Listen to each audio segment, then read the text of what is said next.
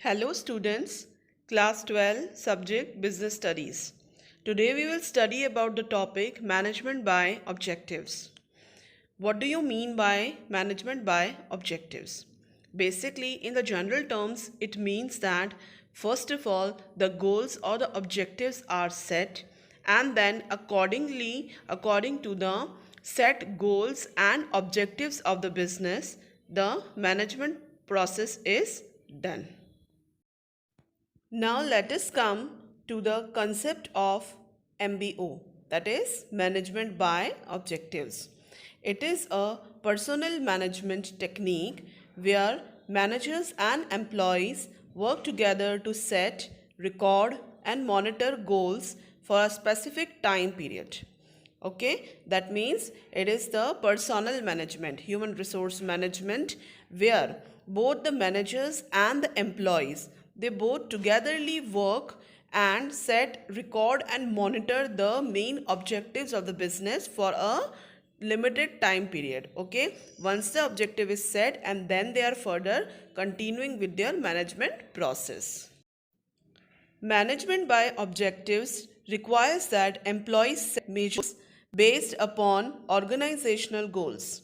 Okay, this management by objective process also allows the employees to set their personal goals. That means human beings first of all need to set their personal goal on the basis of the organizational goals, because if personal goal is not satisfied, then the human will not, or individual or a person will not be able to work in an organization. That is why first of all human goal or the personal goal must be satisfied. Now let us come to some more definitions of MBO, that is management by objectives, by the different authors. First, according to Peter F. Drucker, this is the most important management thinker, most accepted management thinker who has given this definition, which is accepted by the whole world. Okay, that is, management by objective is regarded as a system for improving performance of both the individual managers and enterprise as a whole, for setting objectives at the corporate, at departmental and at individual managers level.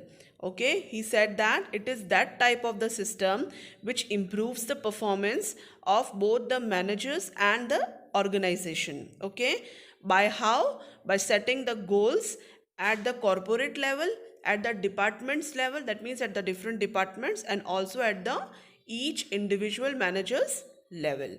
Second definition says that according to Noods and Donnell, he says that management by objective is managing without explicit purpose is chaotic and inattentive task. Without any purpose, management should not be done. First, goal should be set. Now let us come to the features of MBO. First feature is objectives are determined with the employees, because on the basis of the personal goals first of all has to be satisfied with the organizational goals. So that is why first of all objectives are set or determined with the employees. Second is objective must be challenging and motivating.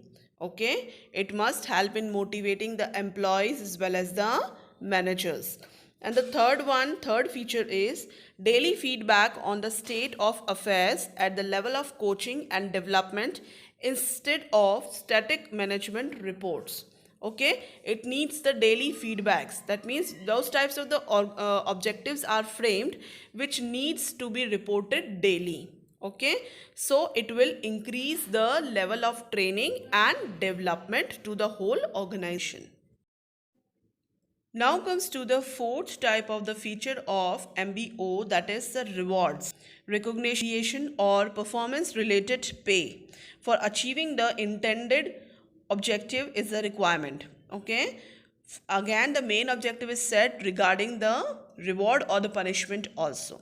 Okay, it is the reward punishment approach also it is said to be.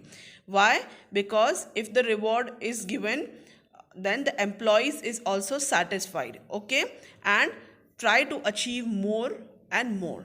So that is why for the reward also this objective is set.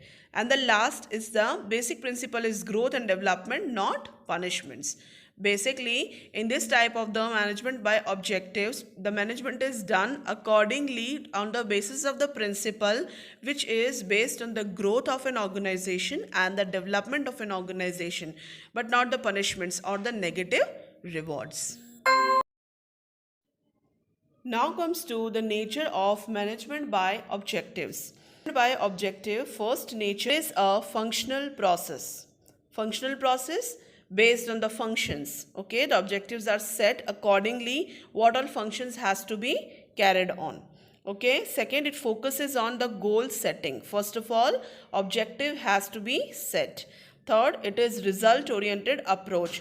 It is based on the result, that what all result will come, it will be, that means the reward approach or punishment approach. Okay.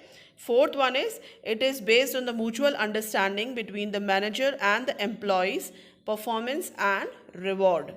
Okay. Basically, it is based on the principle of only the rewards, not the punishment. It is based on the mutual understanding between the managers and the employees. Okay, good relations between the managers and employees, and also based on the performance of the employees and giving rewards to them. That means the positive rewards, not the negative rewards. Okay.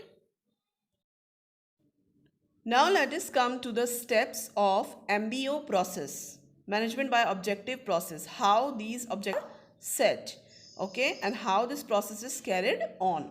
First one is determining or revising the organizational objectives. Okay, first of all, recalling all the organizational objective whichever is framed, and then further if needed the new objective is framed as according to the personal goals or the human goals. Okay. Then the second process in the management process is, second step is that translating the organizational objective to employees. That means accordingly to the employees it is translated, that whether the employees are able to achieve that organizational objectives or not, whether they can do it or not, according to the employees, according to the work of the employees or the performance of the employees, it is translated. Okay. That means it should suit them, all the employees or all the individuals who are working member of an organization. Okay. Now comes the third step in the MBO process, which is stimulate and participation of employees in the determining of objectives. It means that the employees should also get the chance in determination of the organizational objectives. Wherever needed, the organizational objective will be replaced by the personal goals or by accordingly to personal goals. Next step comes in the MBO process is the monitoring of progress. It means that whatever goals is set as accordingly by involving the employees also with the higher level management as accordingly to the, by keeping in mind the personal goals, then whether that goals or the objectives or targets whichever is set, that is progressing or not, examining all that process of progress. Okay. Then comes the last step in the MBO process, which is to evaluate and the reward achievements.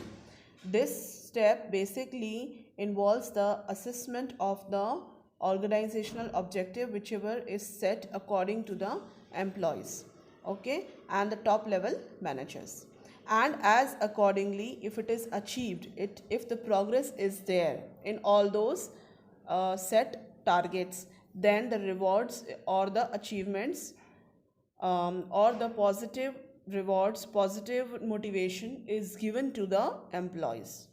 Okay. Now let us discuss about advantages of MBO.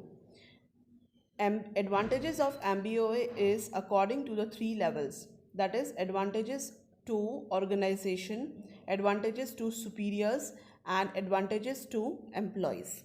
We will discuss all the advantages one by one in detail.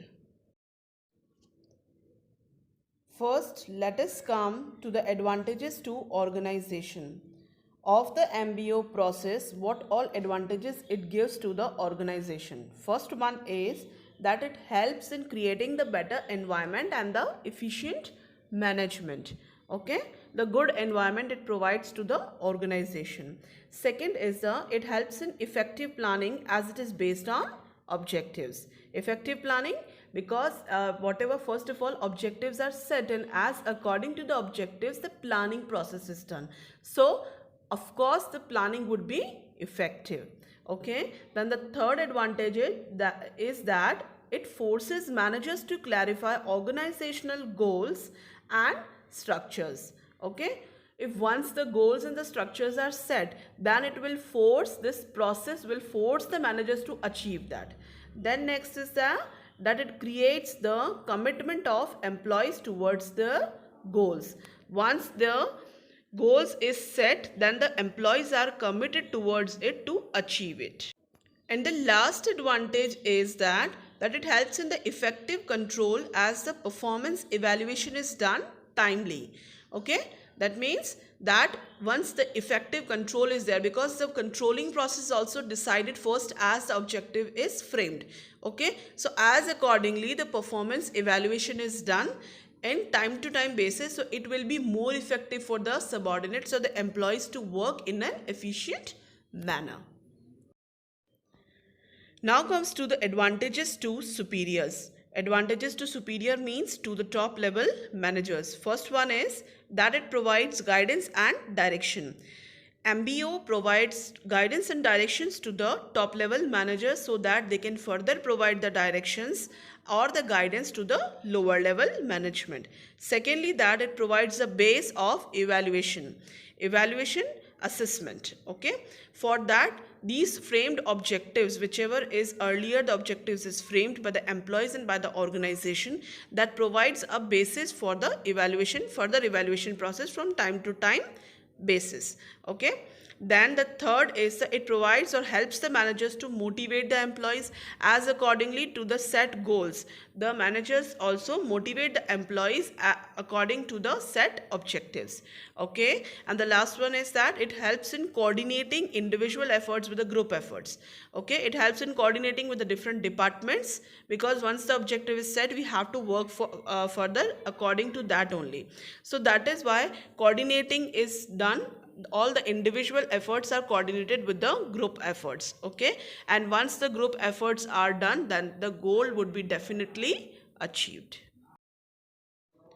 Now comes to the advantages to employees. What this process, MBO process, gives the advantages or benefits to the employees.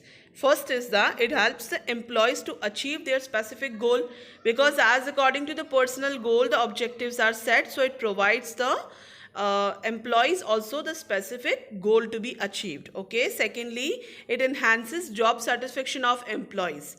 Okay, because job satisfaction, why? Because personal goals are first of all taken into consideration, so they are satisfied with their job. Okay, then third is that it encourages and motivates the employees towards achieving their goal.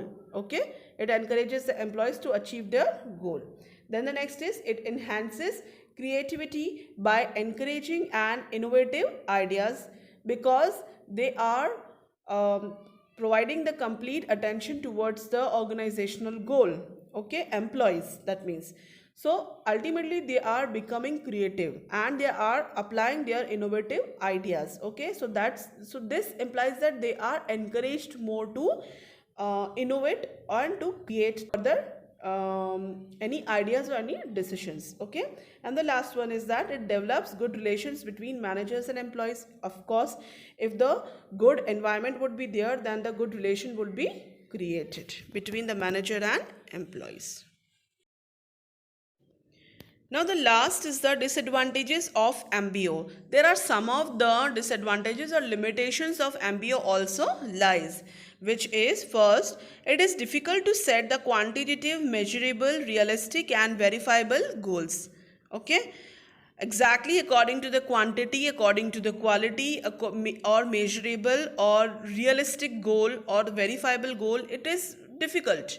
Okay, if more and more efforts are also put, then too we are not able to set that goal which is completely measurable and which is completely realistic. Okay, second is the it does not maintain balance between the short term and the long term goals. Once the short term goals are set, then that short term goal will remain short term only. They will not go for the long term. Okay, for the discussion of the long term goals, we need time.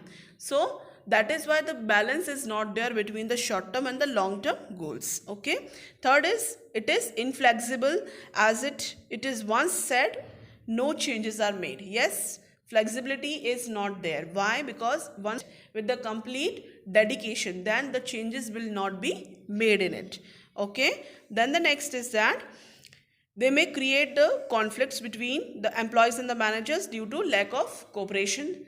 Sometimes maybe lack of cooperation may be there, or sometimes maybe any of the activity which is conducted will be there, which creates the conflicts or which creates the problem between the manager and the employees. Okay, because in the setting of the goal, sometimes the manager may not consider the personal goal, may deny any of the goal of the employee which the employee wants to be satisfied. Okay, so that may creates the conflicts. And the last one is that it may result in the lack of motivation, incentive and reward to employees.